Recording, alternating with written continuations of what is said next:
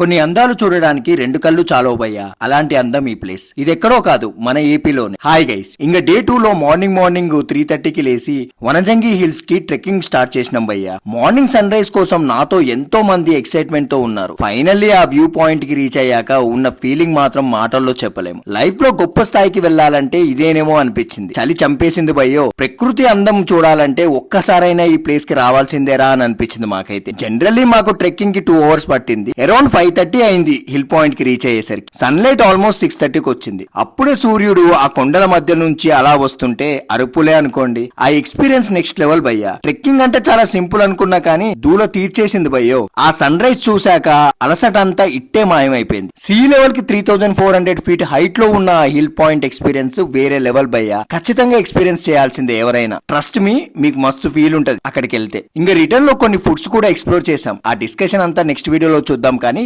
ఇప్పుడైతే బాయ్.